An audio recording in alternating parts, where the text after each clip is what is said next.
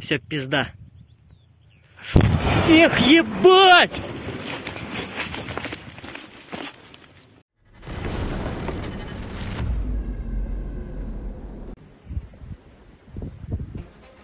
The last evening, multiple Ukrainian attack drones successfully hit Russia's Yeysk Air Base, home to the 859th Naval Aviation Training Center and multiple Russian strike aircraft, starting a large fire. Multiple secondary explosions could be seen emerging from the blaze at the base. The Yeysk Air Base, west of the country, is the home to the 859th Naval Aviation Training Center, and multiple Russian strike aircraft holds fighter jets, which the Russian use on the front lines. I'm guessing Ukraine is going after the SU-34s that are launching GPS-guided bombs. Ukrainian defense forces also attacked Afipsky, Ilsky, Krasnodar and Astrakhan oil refineries at night, reports Ukrainian General Staff. On the night of June 20th, the defense forces attacked the enemy's fuel and lubricants composition in Russia's Tambov region, as well as the NM oil depot in the Republic of Adygea. At least 5 explosions were detected near the NM oil depot, followed by a fire. An enemy fuel and lubricant storage is confirmed to have been hit in Tambov region. At least 1 tank with oil products is known to be damaged. On the night of June 21st, unmanned aerial systems attacked Afipsky, Ilsky, Krasnodar, and Astrakhan oil refineries. Strikes were carried out against radar stations and electronic intelligence centers of the Russian invaders in Bryansk region and in temporarily occupied Crimea. Information on the defeat of enemy targets is being clarified. The defense forces carried out a successful strike on storage and preparation sites for the use of Shahed drones, training buildings, control and communication points for the crews of these drones located in Krasnodar region. As a result of the combat operation, a series of explosions and a fire with subsequent detonation were detected.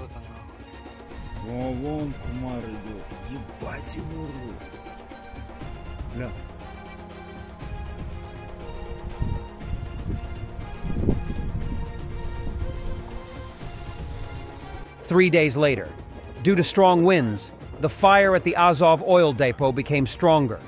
The flames are visible even from Rostov. Smoke blows to Azov, Bataisk, and Rostov. Поехали.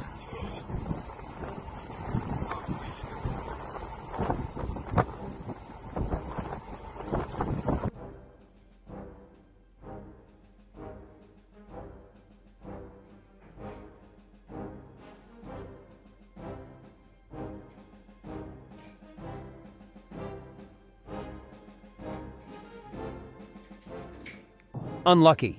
Critical failure of a Russian tank.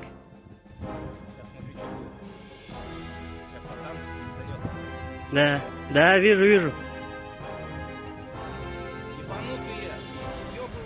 Все, пизда. Эх, ебать! In Siversk direction, a Russian mechanized attack was repelled by the 3rd Border Detachment Pomsta. Russians lost 2 BMPs and personnel.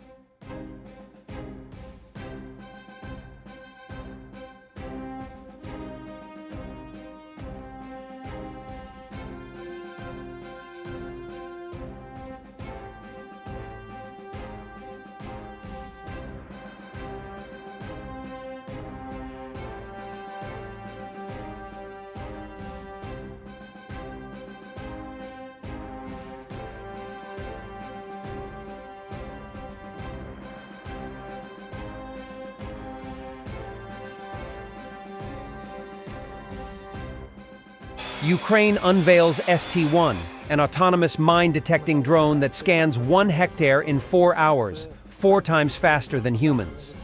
Flying at 70 centimeters with dual metal detector coils, it overcomes self-interference for accurate ground scanning, says Dmytro Titov, iLand Systems CEO.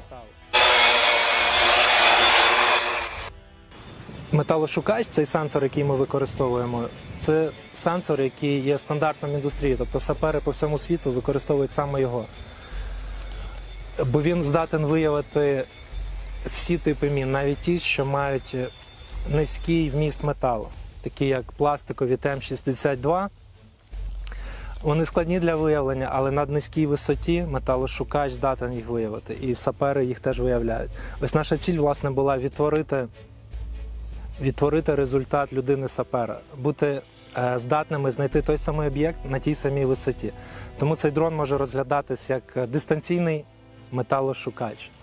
Russian propagandists openly say that Russia will intensify attacks on Ukrainian civilian infrastructure to force Ukraine to capitulate. If Ukraine falls, they will not stop. They will attack other countries. Теперь, что касается вот украинской политической элиты, которая сходу отвергла эти мирные инициативы. Ну что тут можно сказать? Значит, не больно. Ну, значит, и вы еще не чувствуете такой боли. Значит, надо же, наверное, сделать как-то побольнее. Это не потому, что я вот сторонник какого-то обильного кровопускания там, или каких-то сильных разрушений. Ну, раз вы не готовы к этому, значит, наверное, еще не больно. Опять-таки, а какие у вас болевые точки? Энергосистема практически уже разрушена. Я думаю, в ближайшие месяцы ее добьют. Дальше встает вопрос гидротехнических сооружений на Днепре и на других реках. Но раз вам не больно, значит, они вам не нужны. During a video call with a Russian captive, his wife marvels at how he has gained weight. Meanwhile, Ukrainian defenders lose 40 to 50 kilograms of weight during their imprisonments. They are not allowed to call home. Their families often know nothing of their fate. Поправился. Да не переживайте, на самом деле все хорошо. С нами здесь ничего не делают, мы в лагере находимся. Я работаю на кухне в столовой. I couldn't believe that he was released, that this day had really come. Ukrainian defenders Ihor Chernyavsky spent 21 months in Russian captivity. On May 31st, 2024, he returned home. During almost 2 years in captivity, Ihor lost 30 kilograms and now has problems with hearing, vision, and spine. He is undergoing rehabilitation.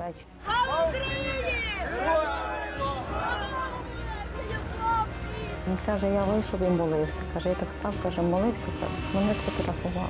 Мій чоловік 21 місяць, він був в полоні. 31.05.24 року вийшов з полону. Набрав мене і сказав, що я вже є. Мені дали телефон, я його заряджу і тоді тебе наберу. І десь вже вечором в 11 годині ми з ним поговорили. І все хотіла розказати, я все не знала, з чого почати. І стільки всього за 2 роки, стільки всього сталося. Напевно, що не вірила до кінця, не могла повірити, що його відпустили, що він дійсно цей день прийшов. Thanks for watching, and don't forget to subscribe. Also, if you want to support Warthog Defense, please become our member and get early access to new videos, exclusive members-only videos, and become administrator in comment section. The membership link is in the description. Rescues every day. We had a guy last week at 6 rescues in 6 days. You know, he's doing the job every day.